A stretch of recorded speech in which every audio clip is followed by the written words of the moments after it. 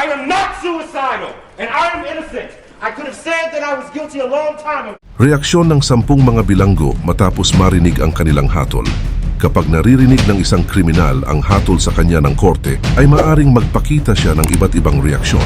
Mahirap mahatulan lalo na ng death penalty, kaya hanggat maaari ay iwasan ang paggawa ng mga krimen at mga iligal na gawain. Libo-libo na ding mga convicts ang nahatulan. Ngunit ang nakapagtataka ay ano kaya ang mga naging reaksyon nila matapos marinig ang hatol sa kanila. At sa video nga ito ay kikilalanin natin ang 10 convicts at aalamin natin ang kanilang mga naging reaction. Kaya naman simulan na natin. Number 1. Larry Nassar. Si Larry Nassar ay isang dati ng doktor na nagtrabaho sa USA Gymnastics at Michigan State University. Noong 2018, ay nahatulan siya ng mahabang pagkakulong dahil sa maraming kaso ng sexual abuse na ginawa niya sa mga batang atleta. Kabilang ang ilang sikat na miyembro ng USA Gymnastics tulad nina Simone Biles at Ali Raisman. Ang kanyang mga krimen ay isa sa pinakamalaking iskandalo sa sports sa United States. Samantala, nagsimula ang mga reklamo laban kay Nassar mula sa mga batang atleta na sinasabing inaabuso niya habang nagpapanggap na gumagawa ng medical treatment. Bagamat nagsumbong ang ilan sa kanilang mga magulang at coach, ay hindi naman agad ito pinansin ng mga opisyal ng USA Gymnastics at Michigan State University. Dahil dito ay nakapagpatuloy si Nassar sa kanyang mga ginagawa ng ilang taon bago siya nahuli. Subalit noong January 2018, si Nassar ay nahatulan ng 40 hanggang 175 years na pagkakulong matapos niyang aminin ang 7 kaso ng sexual abuse. Mahigit 150 na kababaihan at batang babae ang nagpatotoo laban sa kanya, nagbahagi ng kanilang karanasan, at idinetalye ang hirap na kanilang naranasan mula sa kamay ni Nassar. Malaki ang naging epekto ng mga pahayag ng mga biktima na nagpakita ng lawak ng pang-aabuso. Si Judge Rosemary Aquilina, na humawak sa kaso, ay naging kilala sa kanyang matapang na pahayag na sinabi kay Nassar, "Kakapirma ko lang ng iyong warrant of death," na nagpapakita ng tindi ng hatol. Kaugnay pa nito, matapos basahin ang sentensya, ay nagpakita si Nassar ng kaunting pagsisisi. Sinubukan pa niyang ipasa ang isang liham sa korte na nagsasabing nasira ang kanyang buhay at pamilya dahil sa kaso. Tinawag niya itong media circus at sinabi niyang hindi siya karapat-dapat sa ganitong bigat ng parusa. Pero lalong nagalit ang publiko at mga biktima sa liham na ito dahil ipinakita nito na hindi pa rin naiintindihan ni Nassar ang epekto ng kanyang ginawa. Binasa ni Judge Aquilina ang ilang bahagi ng liham sa korte at sinabi niyang tila wala pa ring pagsisisi si Nassar. Sa kabila ng kanyang mga pagtatangka na baguhin ang tingin ng korte sa kanya, ay nanatili ang hatol. Sa kanyang reaksyon, matapos basahin ang sentensya, ay tila wala siyang pagsisisi na lalong nagpaigting ng galit ng kanyang mga biktima. Number 2. Scott Peterson. Si Scott Peterson ay isang Amerikanong nahatulan ng pagpatay sa kanyang buntis na asawa na si Laci Peterson at sa kanilang hindi pa ipinapanganak na anak na si Connor noong 2002. Noong December 24, 2002, ay iniulat na nawawala si Laci at dahil dito ay nagsimula ang malawakang paghahanap sa kanya. Pagkalipas ng 4 na buwan, ay natagpuan ang kanilang mga bangkay malapit sa San Francisco Bay. Si Scott Peterson ay inaresto at kinasuhan ng pagpatay. At noong November 2004, si Scott Peterson ay napatunayang nagkasala sa first-degree murder kay Laci at second-degree murder para sa kanilang anak. Nang marinig ni Peterson ang hatol, ay nanatili siyang tahimik at walang ipinakitang emosyon. Maraming tao ang nakapansin na tila hindi siya naaapektuhan ng desisyon ng hukuman. Ngunit ang pamilya ni Laci ay nakaramdam ng kaunting ginhawa dahil sa paghatol dahil nabigyan sila ng hustisya. Ang pagiging kalmado ni Peterson sa harap ng kanyang hatol ay naging paksa ng usapan. Ayon sa kanyang mga abogado, ang kanyang kawalan ng emosyon ay isang paraan upang harapin ang matinding sitwasyon. Pero may mga nagsasabi na ito ay tanda ng kawalan niya ng pagsisisi o kakayahang makaramdam ng tunay na emosyon na isang bagay na kadalasang nauugnay sa mga taong walang malasakit o psychopath. Karagdagan pa, noong December 2004 ay sinentensyahan si Peterson ng kamatayan sa pamamagitan ng lethal injection. Nang basahin ang hatol, ay nanatili siyang walang emosyon at hindi nagpakita ng takot o pangamba. Patuloy namang iginiit ng kanyang pamilya at mga taga-suporta na siya ay inosente at sinabing ang paglilitis ay naapektuhan ng labis na atensyon ng media kaya hindi naging tama ang proseso. Samantala, noong 2020 ay binawi ng California Supreme Court ang hatol na kamatayan ni Peterson dahil sa mga problema sa pagpili ng judge, ngunit nanatili ang hatol na siya ay nagkasala. At hanggang ngayon, si Peterson ay nasa bilangguan at naghihintay ng muling paglilitis para sa kanyang sentensya. Number 3. Susan Leigh Smith. Si Susan Leigh Smith ay isang Amerikanang nakilala dahil sa pagpatay sa kanyang 2 anak noong 1994. Ipinanganak siya noong September 26, 1971 sa Union, South Carolina. Ang kanyang kaso ay naging kontrobersyal at usap-usapan sa buong United States noong 1990s at hanggang ngayon ay patuloy pa ring binabalikan ng marami. Noong October 25, 1994 ay sinabi ni Susan sa mga pulis na may isang lalaking itim na nagnakaw ng kanyang kotse habang ang kanyang mga anak na sina Michael at Alex ay nasa loob. Ayon sa kanyang kwento, pinilit siya ng lalaki na bumaba sa sasakyan at dinala nito ang mga bata. Dahil dito ay nagsimula ang isang malawakang paghahanap at marami ang sumuporta kay Susan at naaawa sa kanyang sitwasyon. Ang balitang ito ay mabilis na kumalat at naging tampok sa iba't ibang media outlet. Subalit, matapos ang 9 na araw ay inamin ni Susan na nagsisinungaling siya. Hindi totoo ang kanyang kwento tungkol sa isang lalaking itim. Sa halip, siya mismo ang nagtulak ng kanyang sasakyan sa isang lawa kasama ang kanyang mga anak sa loob. Ang 2 bata ay nalunod sa loob ng kotse. Nang malaman ng publiko ang katotohanan ay marami ang nagalit at nadismaya kay Susan, lalo na sa ginawa niyang kasinungalingan para isisi ang krimen sa isang inosenteng tao. Ang dahilan ng kanyang ginawa ay lumabas sa investigasyon. Ayon sa mga ulat, si Susan ay dumadaan sa matinding personal problem, kabilang ang pagkakaroon ng relasyon sa isang lalaki na hindi gustong magkaroon ng mga anak. Siya rin ay nakararanas ng depression at emotional conflict na nag-udyok sa kanya na gawin ang krimen. Samantala, noong July 1995, si Susan ay napatunayang guilty sa 2 kaso ng pagpatay. Bagamat ipinagtanggol ng kanyang mga abogado na siya ay may depression, ay hinatulan siya ng habambuhay na pagkakakulong na walang chance na makalaya sa loob ng 30 years. Maliban dito, naging usap-usapan din ang reaksyon ni Susan matapos basahin ang kanyang sentensya. Ayon sa mga ulat, umiyak siya ng tahimik, ngunit marami ang nakapansin na tila wala siyang masyadong emosyon. Maraming tao ang nagtaka kung talagang naiintindihan niya ang bigat ng kanyang ginawa at kung ano ang tunay niyang nararamdaman. Mahirap para sa marami ang tanggapin na isang ina ay kayang patayin ang sariling mga anak at ang reaksyon ni Susan ay nagdulot ng higit pang pagdududa sa kanyang tunay na emosyon at pagsisisi. Number 4. Dylann Roof. Si Dylann Roof ay isang lalaking puti na supremacist na nahatulan ng kamatayan noong 2017 sa United States dahil sa pagpatay sa 9 na African American sa Mother Emanuel AME Church sa Charleston, South Carolina noong June 17, 2015. Dumalo si Roof sa isang Bible study sa simbahan at nagkunwari na makikisali, ngunit maya-maya'y binaril niya ang mga naroon. Ang kanyang motibo sa krimen ay puot sa mga black at naniniwala siya na ang kanyang ginawa ay simula ng isang race war. At noong January 2017, si Roof ay nahatulan sa 33 na kaso, kabilang ang hate crimes at pagpatay.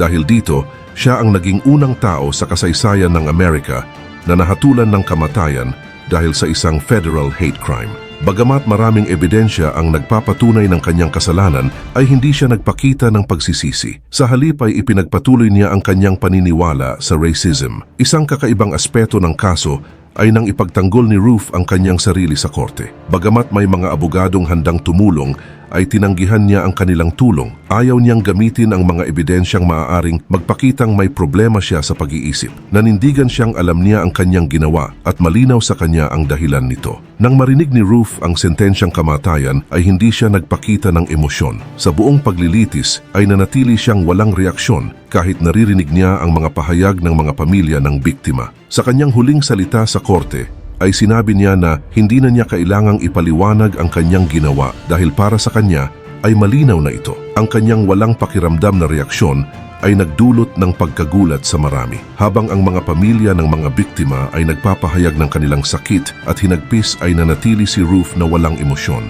Ang ilang pamilya ng mga biktima ay nagpahayag ng pagpapatawad sa kanya, ngunit tila hindi ito inintindi ni Ruth at nanatili siyang walang malasakit. Number 5. Jodi Arias. Si Jodi Arias ay isang babae mula sa Amerika na nakilala dahil sa pagpatay sa kanyang dating kasintahan na si Travis Alexander. Noong June 2008 ay natagpuan si Travis sa kanyang bahay sa Mesa, Arizona na may mga saksak, tama ng baril sa ulo at saksak sa leeg. Ayon sa investigasyon, si Jodi ang huling nakitang kasama ni Travis bago siya pinatay. Ilang taon ang lumipas bago nagsimula ang paglilitis at noong 2013 ay napatunayang guilty si Jodi sa kasong first-degree murder. Sa paglilitis ay idinepensa ni Jodi na ginawa niya ito bilang self-defense dahil umano'y inabuso siya ni Travis. Sinabi niya na wala siyang planong patayin si Travis at ginawa lamang niya ito upang protektahan ang sarili. Ngunit hindi naniwala ang judge sa kanyang paliwanag at napatunayan siyang responsable sa brutal na pagpatay. Samantala, matapos basahan ng hatol ay naging sentro ng atensyon ang reaksyon ni Jodi. Maraming tao ang nag-abang kung paano niya tatanggapin ang hatol. Sa kabuuan ng paglilitis ay madalas siyang umiiyak at nagiging emosyonal, ngunit nang marinig ang desisyon ng hukuman ay nanatili siyang kalmado. Sa isang panayam ay sinabi ni Jodi na mas gusto pa niyang mamatay kaysa makulong habang buhay. Inihanda na raw niya ang sarili para sa hatol na kamatayan dahil alam niyang malakas ang ebidensya laban sa kanya. Kahit tila kalmado si Jodi ay ipinakita ng kanyang mga salita na natatakot siya sa parusang kamatayan. Sinabi pa niya, "Death is the ultimate freedom," na parang ipinapahiwatig na mas madali para sa kanya ang kamatayan kaysa ang buhay sa kulungan. Dahil dito ay marami ang nag-isip na baka sinusubukan pa rin ni Jodi na makuha ang simpatya ng publiko sa pamamagitan ng kanyang mga pahayag. Sa huli, si Jodi Arias ay sinentensyahan ng habambuhay na pagkakakulong na walang parol. Bagamat ang hatol na ito ay nagbigay ng kapayapaan sa pamilya ni Travis Alexander, ay hindi pa rin natapos ang interes ng publiko sa kaso ni Jodi. Patuloy pa rin itong napapanood at napag-uusapan sa mga palabas sa TV, libro at documentary tungkol sa krimen. Number 6. James Egan Holmes. Si James Egan Holmes ay isang American na naging sikat matapos ang malagim na pamamaril sa isang sinehan sa Aurora, Colorado noong July 20, 2012. Habang ipinapalabas ang pelikulang The Dark Knight Rises, ay bigla na lang nagpaputok ng baril si Holmes na nagresulta sa pagkamatay ng 12 na mga tao at pagkasugat ng 70 na iba pa. Si Holmes, na dating estudyante ng neuroscience, ay kilala bilang tahimik at matalino. Ngunit nagkaroon siya ng mga seryosong problema sa mental health na kalaunan ay nauwi sa trahedyang ito. Siya ay kinasuhan ng maraming kaso ng pagpatay at pagtatangkang pagpatay. Noong 2015, siya ay nahatulan ng habang buhay na pagkakakulong ng walang posibilidad na makalaya. Samantala, habang dinidinig ang kaso sa korte, ay maraming witness mula sa mga biktima at mga mental health experts ang nagbigay ng kanilang testimonya. Sinubukan ng mga abogado ni Holmes na ipaliwanag na ang kanyang kondisyon sa pag-iisip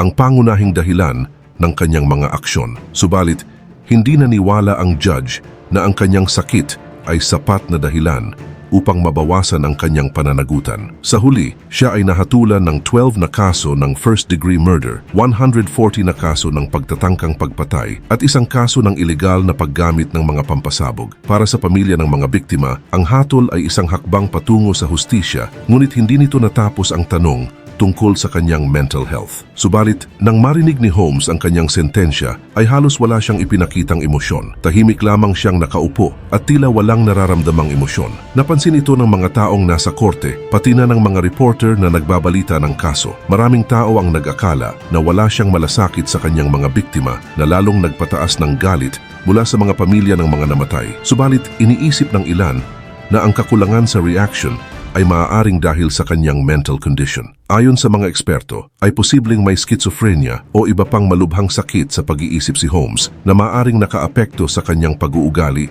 at mga emosyon. Matapos mahatulan, ay dinala si Holmes sa isang maximum security prison sa Florence, Colorado. Doon siya ay inilagay sa hiwalay na selda para sa kanyang kaligtasan. Number 7. Paul Bernardo. Si Paul Bernardo ay isang kilalang kriminal mula sa Canada na gumawa ng serye ng mabibigat na krimen noong 1990s. Ipinanganak siya noong 1964 sa Scarborough, Ontario. Sa kanyang kabataan, ay kilala siya bilang tahimik at maayos. Ngunit sa likod ng mabait niyang physical appearance ay may madilim siyang lihim. Si Bernardo, kasama ang kanyang asawa na si Karla Homolka, ay responsable sa pagdukot, panggagahasa at pagpatay sa mga batang babae na naging sanhi ng matinding galit at takot sa buong bansa. Samantala, ang mga krimen ni Bernardo ay karaniwang nakatuon kina Kristen French at Leslie Mahaffey, na dalawang kabataang babae na kanyang dinukot, ginahasa at pinatay. Kasama ni Bernardo sa mga krimeng ito ang kanyang asawa na si Karla Homolka. Nakipagkasundo si Homolka sa mga pulis kung kaya't mas magaan ang parusa na nakuha niya kapalit ng kanyang testimonya laban kay Bernardo. Maraming tao ang hindi natuwa sa kasunduan dahil sa tingin nila ay pareho lamang sila ng kasamaan ni Bernardo, pero mas magaan ang parusa ni Homolka. At noong 1995 ay napatunayang guilty si Paul Bernardo sa mga krimen. Hinatulan siya ng habambuhay na pagkakakulong na walang posibilidad na makalaya. Nang binasa ang kanyang sentensya, si Bernardo ay hindi nagpakita ng emosyon. Sa kabila ng bigat ng kanyang parusa, ay parang wala siyang naramdamang pagsisisi. Ito ang nagpatibay sa paniniwala ng marami na siya ay isang sociopath o isang taong walang kakayahang makaramdam ng awa o guilt. Gayon din naman, ang kaso ni Bernardo ay naging sentro ng mga usapin tungkol sa justice system sa Canada. Ang brutal na mga krimen niya at ang mga detalyeng lumabas sa paglilitis ay labis na ikinagulat at ikinagalit ng publiko. Isa sa mga mas malalim na bahagi ng kaso ay ang mga video na ginawa ni Bernardo habang isinasagawa ang mga krimen na naging matibay na ebidensya laban sa kanya. Kahit na tumulong si Karla Homolka sa paglilitis, ay marami pa rin ang naniniwala na dapat ay mas mabigat ang parusa sa kanya dahil sa malaking papel na ginampanan niya sa mga krimen. Sa kasalukuyan, si Paul Bernardo ay nakakulong sa isang maximum security na bilangguan. Number 8. Eileen Wuornos. Si Eileen Wuornos ay isang Amerikanong kriminal na nahatulan ng kamatayan noong 1992 dahil sa pagpatay sa 7 kalalakihan. Ipinanganak siya noong February 29, 1956 sa Michigan at nagkaroon siya ng mahirap at magulong buhay. Mula pagkabata ay nakaranas siya ng matinding pang-aabuso at kahirapan kung kaya't sa murang edad ay naging prostitute siya para mabuhay. Samantala, sa pagitan ng 1989 at 1990 ay pinatay ni Wuornos ang 7 lalaki na ayon sa kanya ay nagtangkang saktan siya habang siya ay nagtatrabaho bilang sex worker. Pinaliwanag niya na ang mga krimen ay dulot ng pagtatanggol sa sarili, ngunit hindi ito tinanggap ng korte. Dahil dito ay hinatulan siya ng 7 magkakasunod na death sentence. Samantala, matapos ipahayag ang hatol ng kamatayan noong October 1992, ay nagalit ng husto si Wuornos. Sa loob ng korte ay tinawag niyang scum ang mga tao at inakusahan ang justice system ng pagiging hindi makatarungan. Ipinakita rin niya ang matinding galit at kawalan ng tiwala sa legal na proseso at ipinahayag niya ito hanggang sa huling bahagi ng kanyang buhay. Dagdag pa rito, ang kaso ni Wuornos ay naging kilala hindi lang dahil sa dami ng kanyang biktima, kundi dahil din sa kanyang kakaibang pagkatao. Maraming tao ang naniniwala na ang kanyang marahas na pagkilos ay resulta ng mga pang-aabuso at hirap na naranasan niya noong bata pa siya. Ngunit, hindi tinanggap ng batas ang kanyang paliwanag na self-defense. Kaya noong October 9, 2002, matapos ang higit isang dekada sa death row, si Wuornos ay binigyan ng lethal injection sa Florida State Prison. Bago siya mamatay, ay sinabi niya, "I just like to say I'm sailing with the rock and I'll be back, like Independence Day, with Jesus. June 6, like the movie, big mothership and all, I'll be back." Ang kanyang buhay ay naging inspirasyon rin para sa mga pelikula, documentaries at libro tulad ng pelikulang Monster noong 2003, kung saan ay gumanap si Charlize Theron bilang si Wuornos. Number 9. Timothy McVeigh. Si Timothy McVeigh ay isang kilalang tao dahil sa Oklahoma City bombing noong April 19, 1995. Isa ito sa pinakamalalang insidente ng terorismo sa United States. Ang pagsabog ay pumatay ng 168 na mga tao, kasama ang mga bata, at nasugatan ang mahigit 600 na iba pa. Ginamit ni McVeigh ang isang truck na puno ng mga pampasabog na ipinarada sa harapan ng Alfred P. Murrah Federal Building sa Oklahoma City na nagdulot ng matinding pinsala at pagkawasak. Ang insidenteng ito ay nagdulot din ng matinding takot at hinagpis sa buong Amerika. Samantala, matapos ang masusing investigasyon, si McVeigh ay nadakip at nilitis. Ayon sa kanya, ay galit siya sa gobyerno ng United States, lalo na sa insidente sa Waco, Texas, noong 1993. Sa Waco ay maraming miyembro ng isang religious group ang namatay sa isang operation of federal authorities. Para kay McVeigh, ito ay patunay ng labis na panghihimasok ng gobyerno sa buhay ng mga tao. Para sa kanya, ang Oklahoma City bombing ay isang paraan ng paghihiganti sa mga actions ng gobyerno na sa kanyang pananaw ay hindi makatarungan. At noong June 2, 1997, si McVeigh ay napatunayang nagkasala sa mga kasong terorismo, pagpatay at paggamit ng pampasabog. Sa buong paglilitis ay hindi siya nagpakita ng pagsisisi, nanatili siyang matatag sa kanyang paniniwala laban sa gobyerno. Bilang resulta, siya ay hinatulan ng parusang kamatayan sa pamamagitan ng lethal injection. Subalit, nang marinig ni McVeigh ang hatol ng kamatayan, ay nanatili siyang kalmado at hindi nagpakita ng anumang takot o pagsisisi. Hindi rin siya nagpakita ng anumang emosyon na inaasahan ng marami. Imbes na umamin ng kasalanan, ay ipinakita ni McVeigh ang kanyang matinding paninindigan sa kanyang mga paniniwala. Para sa kanya, ang kanyang ginawa ay isang right action laban sa pamahalaan na sa tingin niya ay umaabuso sa kapangyarihan nito. Karagdagan pa dito, noong June 11, 2001, si McVeigh ay binitay sa Terre Haute, Indiana, gamit ang lethal injection.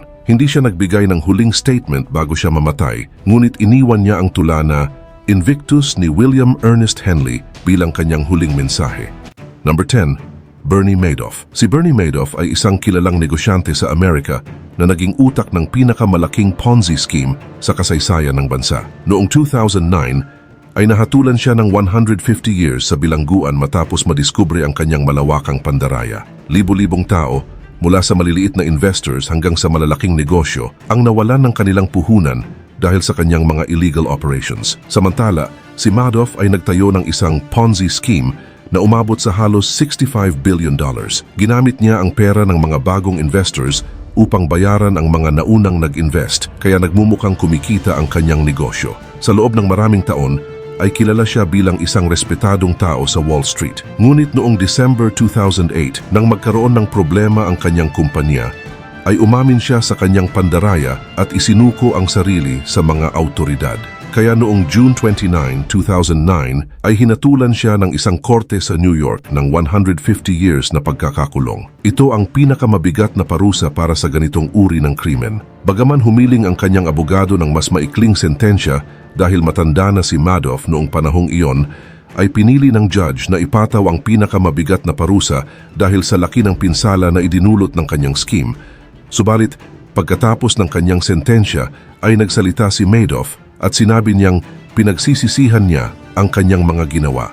Inamin din niya na siya ang responsable sa malaking pagdurusa at sakit na naranasan ng maraming tao. Ngunit marami sa mga taong nawalan ng pera ang hindi naniwala sa kanyang pagsisisi. Sa loob ng korte ay maraming biktima ang nagbahagi ng kanilang kwento tungkol sa kung paano sila nawalan ng lahat ng kanilang ipon at kinabukasan. Habang naririnig ni Madoff ang kanilang mga hinaing, siya ay tila kalmado at hindi nagpakita ng malaking emosyon na nagdulot ng mas matinding galit mula sa mga biktima. May mga nagsasabi rin na si Madoff ay parang walang tunay na reaksyon sa kanyang napakabigat na hatol. Bagaman sinabi niyang nagsisisi siya, ay marami ang naniniwala na ang kanyang mga salita ay hindi totoo.